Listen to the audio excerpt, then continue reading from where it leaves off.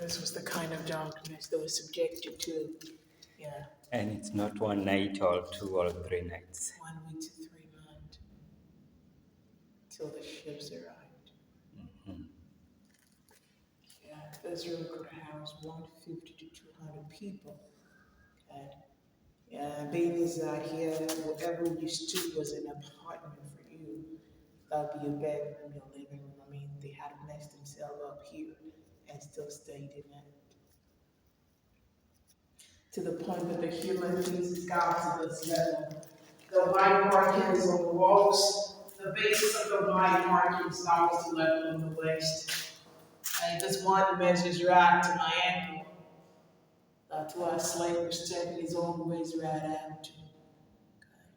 Yeah. Yeah, we on the original floor, but then if we're here before 1974, we'll be standing on solidified human waste. Yeah, in 1974, there's a group of archaeological students who came here for the aesthetics. They dug the floor. Before they could dig the floor, they left the white markings here, so we know the level of the waste. Yeah, digging the floor, they left a sample for us to see. What we have here is the remains of the slaves, I mean the fusions. Yeah, sweat, blood, tears, food particles, and anything else. The slaves left. And it was all about, we need you to go to our country and work for us. Yes. And these guys who were here waiting for the ship, they were not resisting. Why would they be subjected to such kind of a life and they were not resisting? There are some who were resisting. Yeah. And those, even if they were not resisting, being subjected to such a condition was a test. I guess so they wanted the best among them. So if you go through all the treatment here, then it means that you can make it in the new world. Yeah. Wow, that's sad. It's really sad, bearing in mind that if you are not resisting, and even if they were resisting, it was their right. They deserve freedom. Yeah. And he's somebody who want to deny them their freedom.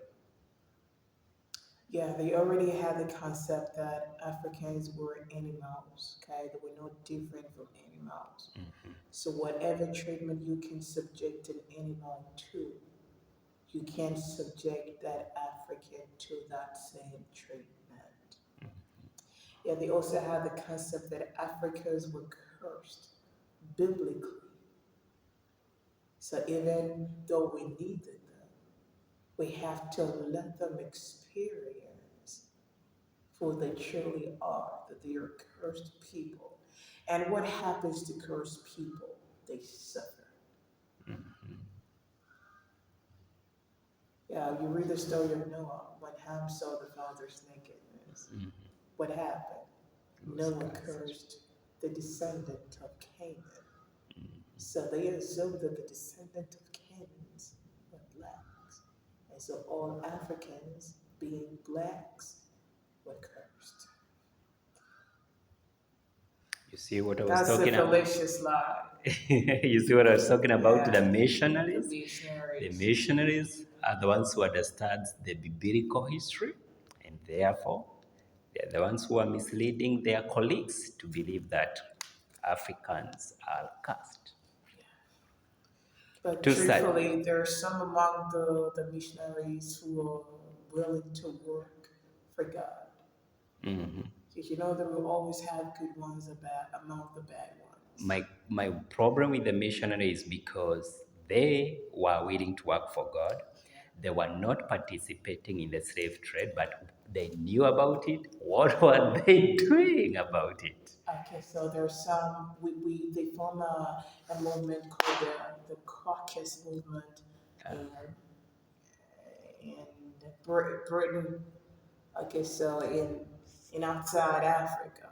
So these Christian movements started working for the freedom of the enslaved Africans. So yes, there were some who were subjecting the Africans to slavery based on biblical perceptions, for which these perceptions are fallacious. Okay, they just had their own selfish desires to fulfill. Yeah. And God, the Bible, Jesus, and the Holy Spirit became cover-ups. I see. Quite sad, when especially when you receive disappointment from quarters you never expected from.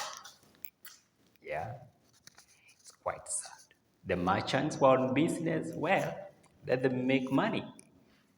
But the missionaries were there to preach God and also to teach their fellow Europeans, the merchants, what God is all about. Yeah, you know what I mean? Anyway, no problem. So this was the third room for to hold the slaves. Again, 150 to 200 people could go here. Again, we were on top of solidified human waste. Okay, digging the floor revealed the bricks as we see in the first room. Yeah, the human feces is covered it up. And the church was built right on top here.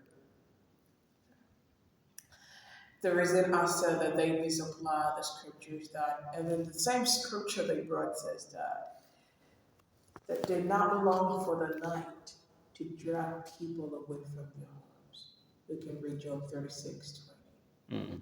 But this exact, they did the opposite of what God instructed them to do. God says that I am mighty, but I despise no life. But they were despising Africans. Sure. So what kind of God were they really worshiping? Even though there were good missionaries among them, what kind of God?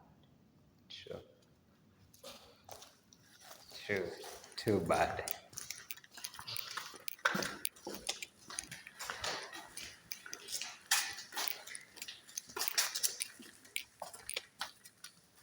Yes, so this was the last room on the ships already. The slaves went through an underground passage, which was here.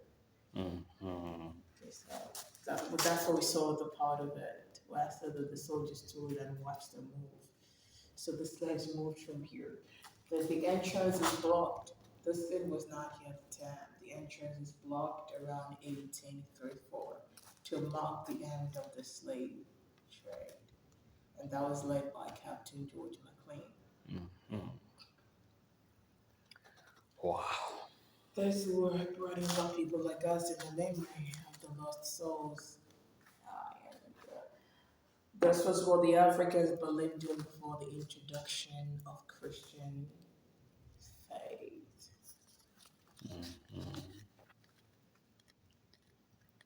Wow. And here we've got some items. Yeah, the money on top, it's an offering from some of the tourists. Okay. And some wine there. And for libation, prayers, the priest does it. all right. Oof, and some coins.